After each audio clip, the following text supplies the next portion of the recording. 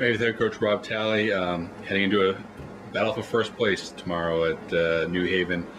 Coach, obviously you guys have been building this program for a few years now. You're in your seventh year. Tomorrow is one of those games you really look forward to, and the opportunity there. I mean, you have to. This kind of is what it's all about, isn't it? Yeah, I think definitely we've talked about trying to build this program up and get it to the point where games later in the season mean a lot more, and that's what this game's come down to. Where they're a really talented club, and we're excited about the opportunity to be able to go down there and play a game. So it's going to be an interesting atmosphere. It's their homecoming, and they generally play well at home, and so we'll have to go with the same routine we went through last week, and hopefully get in a position where in the fourth quarter we have a chance. A lot of similarities to last week. Heading back to New Haven, you played Southern Connecticut last week. It's in second straight homecoming on the road for you guys. Let's go back to last week. We kind of talked a little bit, and this team evolving and being able to win games like that.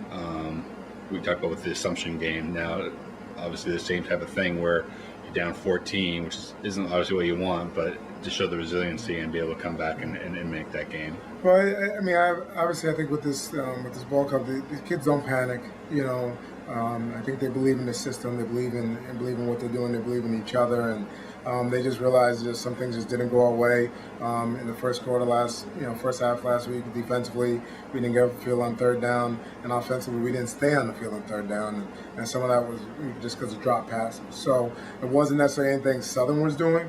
There's a lot of self-inflicted wounds. So we were able to rebound, and I didn't have to lose my mind, and our kids are focused. One thing we thought is that the second quarter we were going to be in better shape. We were going to be ready, and I think that kind of played out in the second half, where now we were reinforcing the line of scrimmage, where in the first half we weren't necessarily doing it. What's the process? Throw the numbers out. You have 21 points, but 350 yards of offense Southern had in the first half. How do you, at halftime, what's the approach you take? And obviously you guys, it worked. It held them to 115 yards, and really, you take out a desperation possession at the end where you guys are in prevent, under 100 yards in the second half. Well, I think the biggest thing is that as coaches, don't panic.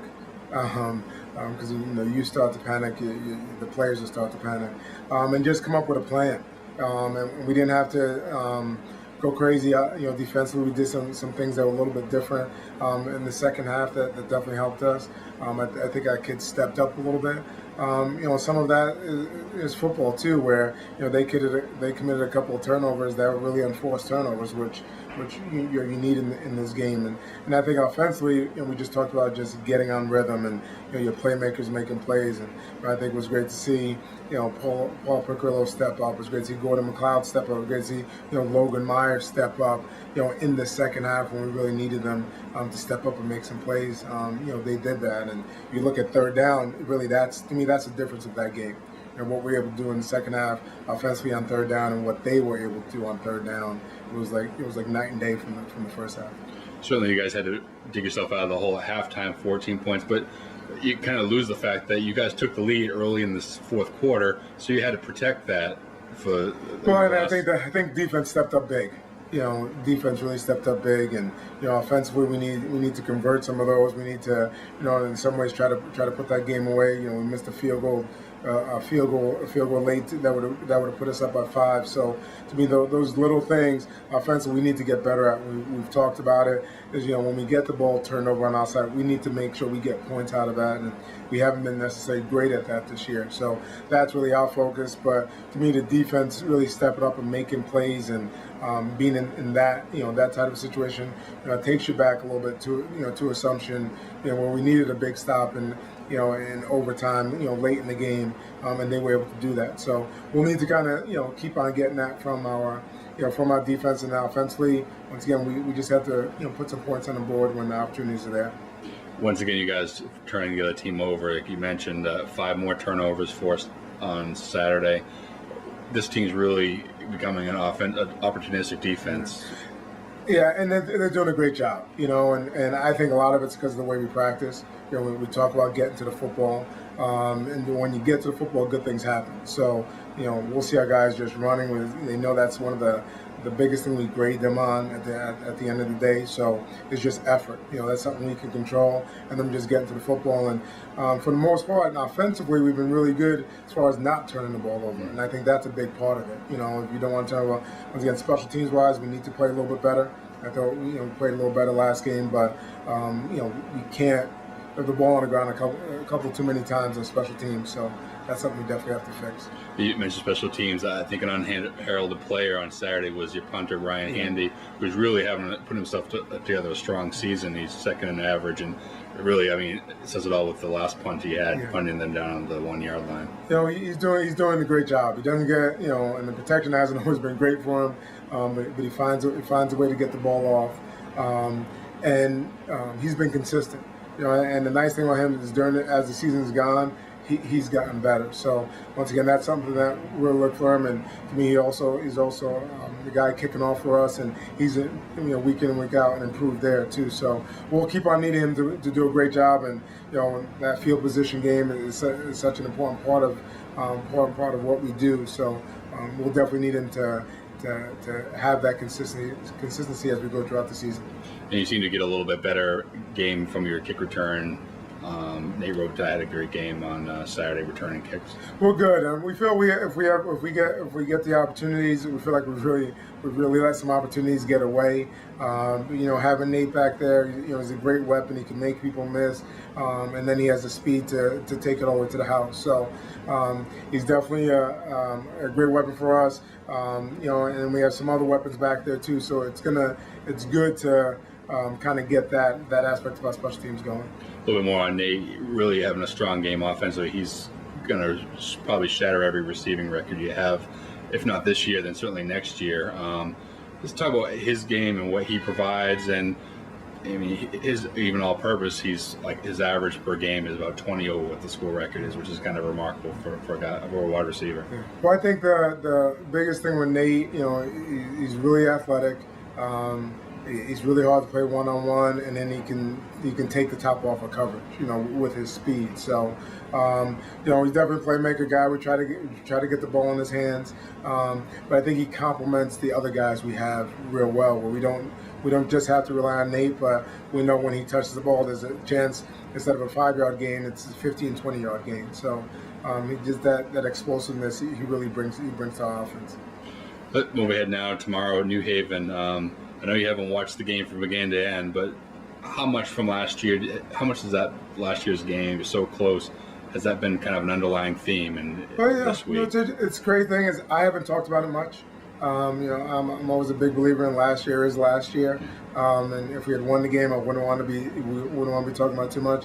But I think once again it gives us this confidence to know if we play well, we can be in a game with a top 5 team.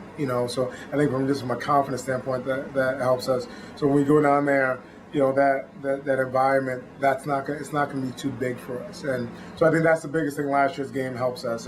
Besides that, there are a lot of different faces, a lot of different players, on this year's squad. So it'll be interesting to see how this game unfolds. But we're definitely going to this knowing that if we play well, we have a chance to win. Like you mentioned, they lost, I think, 30 players from last year's team, but they certainly seem to have made it up. And, I know that's programs like everyone wants to be. You lose guys, you just replace them. They certainly have done that. It kind of goes around their quarterback on offense, and obviously their running back, Mike DeCaro, is certainly seemed to be a pest for us over the last couple of years. Just talk about the problems they're going to I think offensively they definitely pose weapons. You have a dual-purpose guy. Probably not the straight drop-back passer they had last year, but now you have a guy that's really contributed and played in a bunch of games, since he was a freshman. So he's an experienced quarterback, and he can run, and he's athletic. So anytime you face a dual-purpose guy, it makes it difficult. And the car is just shifty. He has the speed to take it to the house, and so we'll have our hands full, trying to contain him. So they definitely pose problems. They're talented, at the wide receiver position. They're talented up front, and defensively, it seems like there's a bunch of different faces there, different names, but they play hard. They're physical, and they also run around. So we'll definitely have our hands full because it's become a typical New Haven squad. I know polls don't matter a whole lot, but certainly your team's getting some recognition. The national poll, the Lambert poll came out. You guys are ranked 8th. What's that kind of do for the program? Does that boost the guys a little bit? Say, we're starting to build something here, and get the confidence, keep it going. Well, I think it definitely does. I think anytime you like to be ranked, you like to be considered. You like to be considered one of the better teams in the league. But to me, you get that when you win. Fortunately, we've been fortunate enough to win more than we're losing right now. So we just need to continue that. We just say the same thing for any individual accolades guys are getting. Is when you win, okay, you'll get people recognized, but it winds up being a true team effort. Without putting the cart before the horse a little bit tomorrow, what would a win tomorrow mean to this program? I just think it means we're continuing to move in the right direction. I don't want to blow it out and into something bigger than it is. It's a win, and that's important, and that's our goal. Is at the end of the day we want to get a win, and if it just happens to be New Haven's on our schedule. If it'd be the same thing, if it's Post the next week, or if it's Pace the week after, or if it's Merrimack. So big thing is just getting a win, and then we're moving in the right direction. We're putting ourselves in that championship picture, and and that's one of our goals, and that's what we talk about. So easy to like you said, to put a lot of importance, but you still have 3 games after that are going to present some certain challenges ahead. I said, after we lost to AIC, and I said, obviously, we're going to be down about this, but this league championship's far from over. With 1 loss. I mean, and some people, Bob said it could be 2 losses. Where it's so competitive week in, week out. Teams are losing that you don't expect to lose, or supposed to be favored going in. So, it'll be interesting when the dust settles at the end of the season. Who's standing top of the leaderboard there. The AIC game certainly got off the wrong foot right off the start with the kick return. Tomorrow, should you guys get hit by something like that early again, how much have you learned from that, and what do you gotta kind of absorb tomorrow if that should happen? Well, unfortunately, you never know how you're going to react to something like that until it happens. Ideally, we like the fact that we've gone through that, the fact that we realized, okay, we can't. We're going to face different adversity during the game. That you can't let one play either get you too high or get you too low. So hopefully it'll be a little more even keel. We're just stressing. Fortunately, the car is one of their returners, probably one of the better returners in the conference. So our kickoff coverage team is going to have to do an incredible job. Right off the bat if we have to kick off. Big plays and turnovers, I'm sure, are going to be one of your keys tomorrow. What's something else that maybe you don't mention week to week that you're going to have to worry about? Be a key tomorrow. I think just matching the intensity. I think they're a really physical team, and I think you have to match that early. Or it's one of the things. If they get you down, they're gonna keep on kicking and try to keep you down. So really, just initially, you try to match that speed and practice of what the other offense is doing, what the other defense is doing. But you can't really duplicate that till you get in a game situation. So it's really matching that intensity, matching that physicalness early on. I think that's going to be a key to it. When we've played New Haven well, we've been able to match their big plays. Or we've been able to have some big plays. But when we've struggled against them is when they've been able to put a bunch of big plays together on both sides of the football, and that's really sealed our fate.